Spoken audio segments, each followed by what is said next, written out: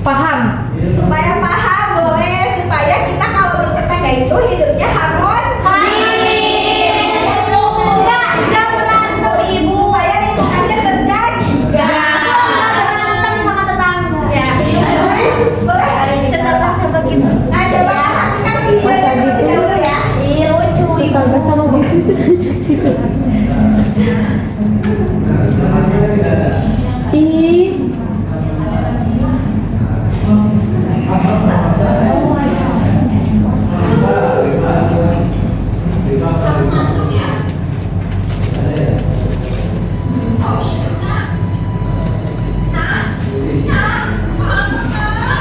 Ini kenapa?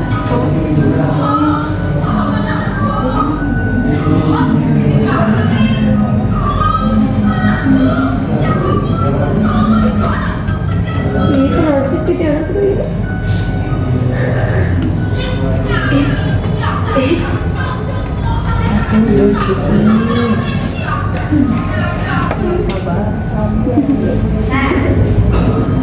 Nah jadi apa yang barusan kalian tangkap dari video ini?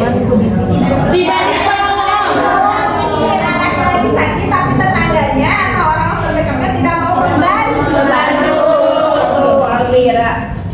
Nah padahal kan sebagai tetangga itu apa sih? Tetangga itu adalah orang yang tinggalnya, yang rumahnya ada di kanan kita, di kiri kita, di depan kita, dan di belakang kita. Itu namanya tetangga. Baik yang beda agama, berlainan suku, budaya maupun yang lainnya, kita tidak boleh membeda-bedakan tetangga. Nah apa sih yang perlu kita perhatikan dalam bertetangga? Kita kalau bertetangga sama tetangga itu harus selalu berbuat baik. Kemudian harus memberi kenyamanan, jangan nyalain musik kencengkan. Kemudian tidak menyakiti tetangga, harus saling bersilaturahmi. Kemudian kita harus menjauh ketika tetangga sakit dan saling menasihati.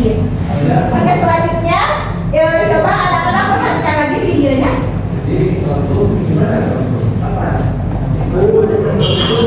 Indahnya pemandangan hari ini, bersih banget ya tamannya.